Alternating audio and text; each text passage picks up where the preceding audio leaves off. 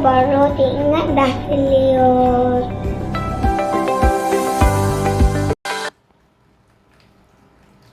Alright. Bismillahirrahmanirrahim. Assalamualaikum warahmatullahi wabarakatuh. Apa khabar semua? Apa khabar? Apa khabar? Selamat hari apa hari ni? Hari Selasa. Selamat hari Selasa. Alright, selamat hari Selasa semua.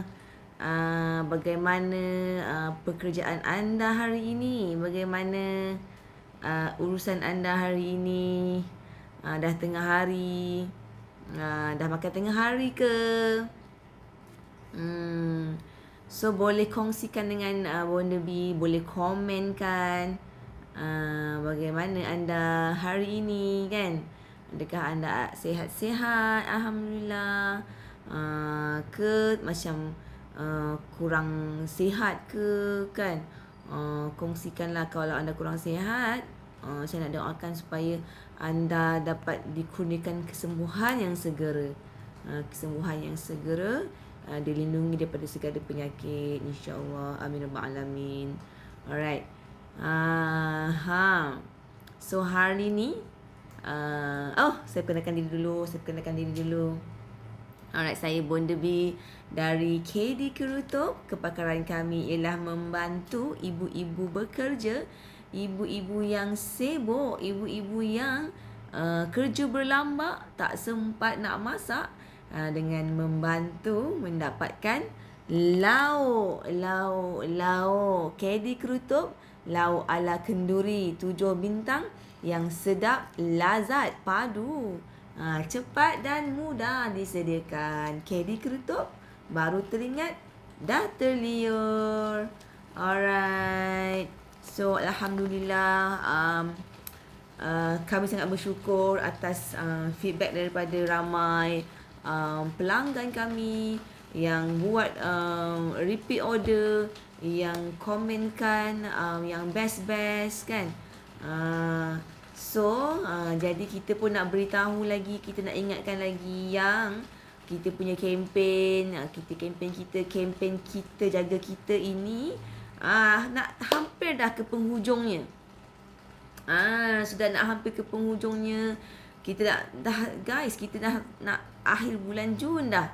Kita nak akhir bulan Jun, masya-Allah. Sungguh cepat masa berlalu. So kita punya kempen ni pun sudah hampir berakhir. Di mana kita buat cabutan bertuah setiap hari pada pukul 5.30. Kita cari pemenang. Senang je nak join cabutan bertuah tu. Hanya perlu share ke 5 group dan join kita punya Telegram, dan boleh masuk kita punya cabutan bertuah. Setiap hari kita dapat seorang pemenang. Seorang pemenang yang kita kongsikan kita punya KD Kerutuk ni, kita berikan percuma lauk kerutuk yang sangat-sangat lazat ni, dan juga kita punya nasi ni kita kongsikan. Kita berikan kepada pemenang setiap hari. Kita ada pemenang setiap hari, alhamdulillah. Sangat-sangat awesome kita punya cabutan bertuah waktu petang tu. So you guys should join. Kita dah nak hampir habis dah. Kita punya cabutan bertuah ni sampai hari esok, insya-Allah. Alright. Dan selain tu setiap petang 5.30, okay, setiap hari. Dan selain tu kita juga ada cabutan bertuah mega. Cabutan bertuah mega ini dia, di mana kita akan adakan cabutan bertuah untuk menang. Ini dia. Sekejap, saya kena offkan yang tu. Alright. So menang wang tunai RM100. Peluang menang wang tunai RM100 hanya dengan mendapatkan buat pembelian satu set kerutuk, nasi dan lauk, ataupun buat pembelian 2 pack kerutuk. Alright. So jadi anda boleh berpeluang untuk join kita cabutan bertuah mega ni. Mana tahu dapat enjoy makanan lauk kedi kerutuk yang sedap. Sambil tu boleh menang pula RM100. Masya Allah, Alhamdulillah. Dapat happy satu keluarga. Kan. So bantu saya untuk sharekan live saya hari ni. Kongsikan kita punya kempen ni, kita punya cabutan ni kepada kawan-kawan, kepada rakan-rakan sekerja anda, supaya mungkin lebih ramai yang dapat manfaat daripada kita punya kempen cabutan bertuah, kempen PKP kita jaga kita ni. Alright. Okay. So apa yang kita nak borak-borak ni hari ni? Apa yang kita nak borak-borakkan di tengah hari ni? Sambil-sambil anda makan ke? So apa yang kita nak sembang-sembang santai hari ni kan? Sembang-sembang santai hari ni. So mungkin kita boleh bercakap berkenaan PKP kan. PKP sekarang ni kita berada di PKP 3.0 kan. Kita pun buat kempen PKP, kempen kita jaga kita sempena PKP 3.0. Sampai sekarang kita masih berada di fasa 1, di mana banyak perniagaan-perniagaan ditutup kan. Restriction untuk kita membuat aktiviti, untuk merentas, untuk melakukan pergerakan, perjalanan. So banyak restriction yang kita kena follow kan untuk fasa 1 ni. Dan saya pasti anda semua sudah tahu berkenaan kes-kes isu semasa sekarang. Banyak berlakunya kesusahan, kesukaran di kalangan masyarakat semenjak pandemik ini, semenjak PKP ini, di mana ramai yang mungkin terjejas pendapatan, mungkin diberhentikan kerja, mungkin mengalami depression kan, mengalami kemurungan, mengalami stres, mungkin akibat berbagai faktor yang berlaku. Kan. So saya sangat amat bersimpati kepada kepada sesiapa yang telah Allah uji ini. Allah uji dengan pelbagai ujian, berbagai cabaran kan, pelbagai situasi yang perlu dilalui. So kita semua sekarang ni memang melalui fasa yang getir kan. Negara melalui fasa yang getir. Di saat kita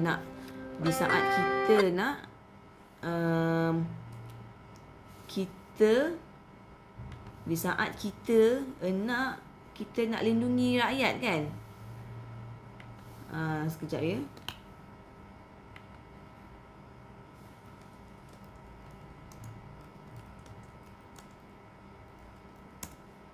Okey, di saat kita nak follow order kerajaan, nak membantu, nak mengurangkan cases dalam negara, dan kita juga kena sekejap ya.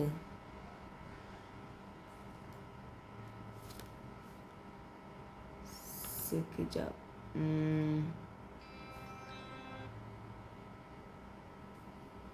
Alright. So kita pun kita nak follow arahan. Tapi mungkin kita juga mengalami kesukaran-kesukaran yang mungkin yang saya sebutkan tadi kan. Jadi saya sangat amat bersimpati, dan siapalah saya untuk setiap orang ni Allah uji dia berbeza-beza kan. Allah uji dengan berbeza-beza. Jadi Allah kata apa? Allah tidak menguji setiap hamba tu melainkan mengikut kemampuan dia. Allah menguji seseorang itu mengikut kemampuan individu tu. Betul?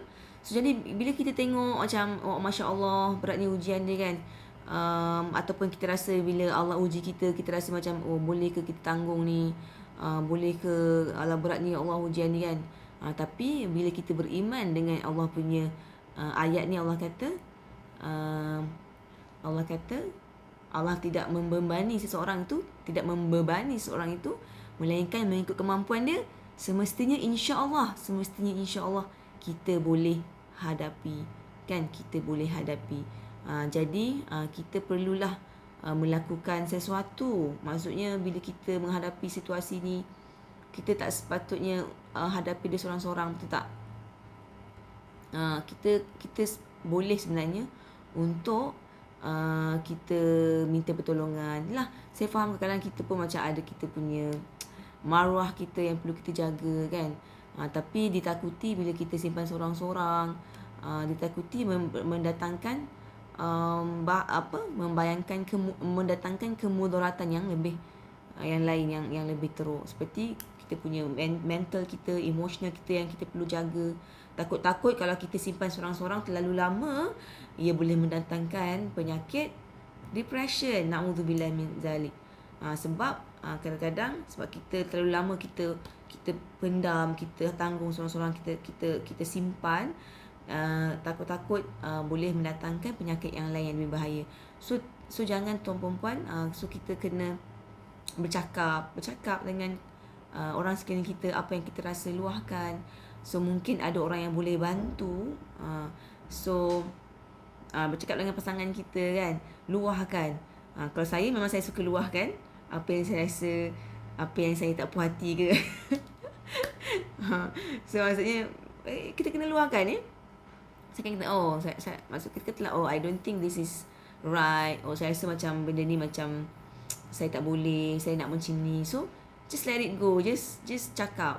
Maksudnya seboleh-bolehnya bercakap tu dengan cara yang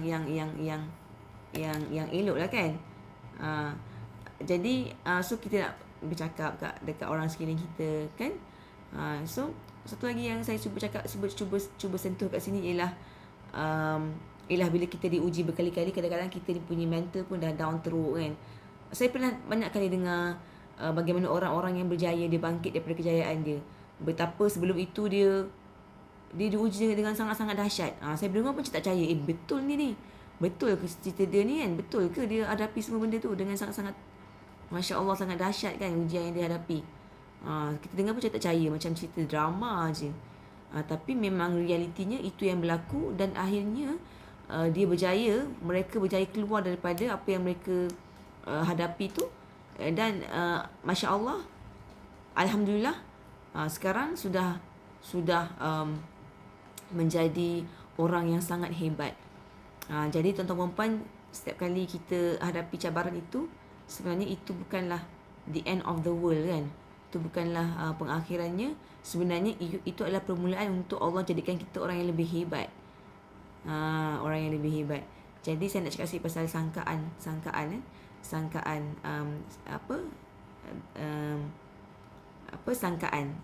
lah. Apa yang kita fikirkan ini adalah sesuatu yang sangat-sangat powerful, kan. Macam mana Allah kata, Allah ini mengikut sangkaan hamba-Nya. Allah ini satu hadis qudsi, alright, Rasulullah berkata, Allah berfirman, aku Allah menurut sangkaan hamba-Ku kepadaku. Alright, jika dia menyangka baik kepada aku, maka baginya kebaikan sangka baiknya kepada aku. Dan jika dia menyangka dengan sangkaan buruk kepadaku, maka baginya sangkaan buruknya kepadaku. Hadis riwayat Ibnu Hibban. Maksudnya Allah kata apa? Kalau dia sangka baik kepada aku, maka sangka baiknya kepada aku. Kalau dia sangka buruk kepada aku, maka sangka buruklah kepada aku. Maksudnya kepada Allah ni apa? Mungkin kepada apa yang Allah bagi kat kita, kan. Contoh Allah bagi kita ujian-ujian ni, of course daripada Allah. So kalau kita bersangka buruk kepada ujian-ujian ni, maka adakah kita bersangka buruk kepada Allah? So na'udzubillah min zalik, kan. Maksudnya satu benda yang kita kena jaga ialah itu apa sangkaan kita. Maksudnya orang yang beriman itu hebat sebab yang baik pun dia bersyukur, yang buruk pun dia bersyukur. Masya Allah, kan. Subhanallah. Orang yang begitu hebat imannya, mereka memandang apa saja yang berlaku adalah perkara yang baik daripada Allah. Masya Allah. So kita boleh tengok macam mana iman kita. Ya, but of course iman kita memang sangat-sangat nipis, jauh sekali daripada orang-orang yang Masya Allah, orang-orang yang iman kuatnya, kuat imannya, kan. Jadi nak cakapnya, orang beriman ni they have a very strong trust in Allah, kan. Betapa dia boleh set mind dia ni sangat-sangat bagus untuk bersangka baik dengan Allah, untuk berfikir positif, untuk memikirkan perkara-perkara yang baik sahaja. Jadi kalau kita tengok contoh, kan, macam mana sebenarnya the power of mind ni, bila kita fikir sesuatu tu, kita akan dapat. Kita baru fikir something tu, oh best ni benda ni, benda tu akan datang. Kita fikir nak makan tu je, benda tu datang. Contoh, pernah tak berlaku kita fikir something, tiba benda tu macam rasa macam nak makan something, dapat. Rasa macam nak apa, nak biasa nak makan lah, kan, biasanya nak makan something dapat, nak makan tu dapat, makan ni dapat. So maksudnya the power of mind, kan. Ada satu benda dalam otak kita ni namanya RAS, RAS, kan, yang boleh tarik apa yang kita fikirkan. Jadi fikirkanlah yang baik-baik, insya-Allah Allah akan datangkan yang baik-baik, walaupun kita berada di dalam situasi cabaran yang Allah datangkan kepada kita, kan. Jadi it's not easy. Yes, it's not easy, kan. Kita pun tak tahu kalau kita berada di tempat orang lain, mungkin kita pun tak dapat nak hadapi benda tu, kan. Tapi Masya Allah, semoga Allah kurniakan kita kekuatan dalam menghadapi segala cabaran yang Allah datangkan. Betul tak? Kalau kita tengok contoh, kalau kita tengok contoh,